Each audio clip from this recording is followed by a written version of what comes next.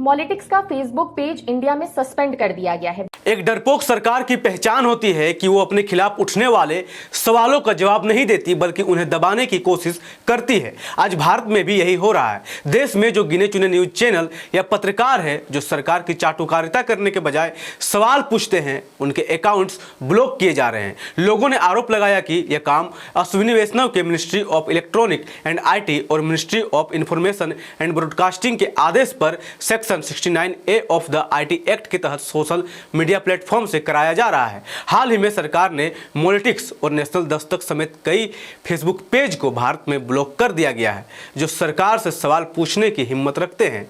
क्या है पूरा मामला, आइए आज के इस वीडियो में जानते हैं।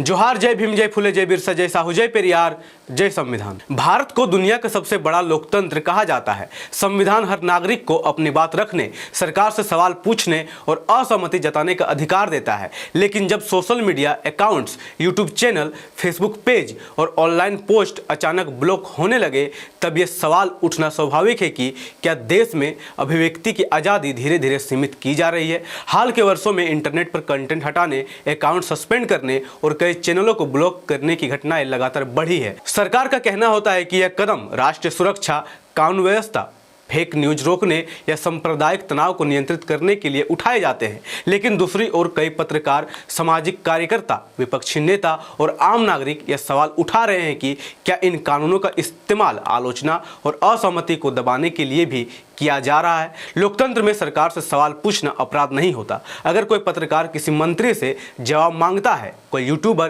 किसी नीति की आलोचना करता है, कोई छात्र सरकार के फैसले पर सवाल उठाता है या कोई आम नागरिक सोशल मीडिया पर अपनी नाराजगी व्यक्त करता है, तो ये लोकतंत्र का हिस्सा है। सरकारें आती जाती रहती है, लेकिन सवाल पूछने का अधिकार हमेशा बना रहना चाहिए। भारतीय संविधान का अनुच्छेद 19(1)(a) हर नागरिक को बोलने और अभिव्यक्ति की स्वतंत्रता का अधिकार देता है। इसका मतलब है कि हर व्यक्ति अपनी राय रख सकता है, सरकार की आलोचना कर सकता है, लेख लिख सकता है, वीडियो बना सकता है और शांतिपूर्ण तरीके से अपनी असहमति व्यक्त कर सकता है। हालांकि अनुच्छेद 19(2) के तहत कुछ सीमाएं भी है, जैसे राष्ट्र सुरक्षा, सार्वजनिक व्यवस्था, मानहानि और हिंसा फैलाने वाले कंटेंट पर रोक लगाई जा सकती है। लेकिन इन सीमाओं का इस्तेमाल केवल जरूरी और उचित परिस्थितियों में होना चाहिए, ना कि हर आलोचना को दबाने के लिए। अगर सरकार किसी चैनल, पोस्ट या अकाउंट को ब्लॉक करती है तो जनता को यह जानने का अधिकार होना चाहिए कि वह कदम किस वजह से उठाया गया है। क्या उसमें फेक न्यूज थी? क्या उसमें हिंसा भड़काने वाली बात थी?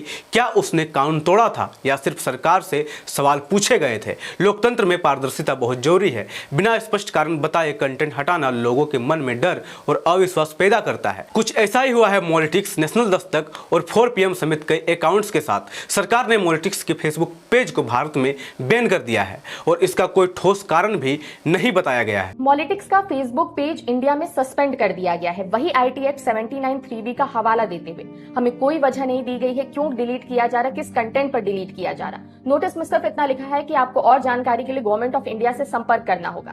इससे पहले भी हमारी 2 वीडियो, 2 कार्टून को हमारे प्लेटफॉर्म से डिलीट किया गया था इसी IT एक्ट के तहत। क्या ये सीधे तौर पर IT एक्ट कानून का मिसयूज नहीं हो रहा? क्या ये फ्रीडम ऑफ स्पीच पर हमला नहीं है? आज जब कुछ ही प्लेटफॉर्म्स हैं जो सवाल पूछते हैं, जो सच दिखा रहे हैं, क्या उन्हें भी डराने की कोशिश नहीं की जा रही ऐसे पेज सस्पेंड करके, कंटेंट डिलीट कराकर? किस तरह की तानाशाही है ये? आप कैसे पत्रकारिता को लोकतंत्र का चौथा स्तंभ कह देते हैं? इस वक्त हमारी ताकत सिर्फ हमारे व्यूवर्स हैं। हमें आपके साथ की जरूरत है।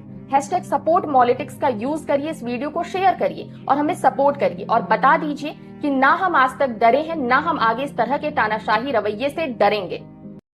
मॉलिटिक्स का फेसबुक पेज इंडिया में मॉलिटिक्स अपने एक्स पर इसकी जानकारी देते हुए लिखता है, बिना बताए सिर्फ एक एक्ट का हवाला देकर मॉलिटिक्स का फेसबुक पेज भारत में प्रतिबंधित कर दिया गया है। इससे पहले भी IT एक्ट का हवाला देते हुए मॉलिटिक्स का कार्टून और वीडियो बैन किया गया था। सवाल यह है कि क्या सच्चाई से जनता को अनभिज्ञ रखने के लिए सरकार अपनी ताकतों का गलत इस्तेमाल कर रही है? आज सोशल मीडिया केवल मनोरंजन का माध्यम नहीं है, यह लोगों की आवाज, पत्रकारिता, जनमत और लोकतांत्रिक संवाद का बड़ा मंच बन चुका है। जिन मुद्दों को बड़े टीवी चैनल या अखबार नहीं दिखाते, वे अक्सर यूट्यूब, फेसबुक, एक्स और इंस्टाग्राम जैसे प्लेटफॉर्म पर सामने आते हैं। इसलिए जब इन प्लेटफॉर्म पर आवाज़ों को दबाया जाता है तो यह केवल एक अकाउंट बंद होने की बात नहीं होती, बल्कि यह सूचना के अधिकार और लोकतंत्र दोनों पर असर डालता है।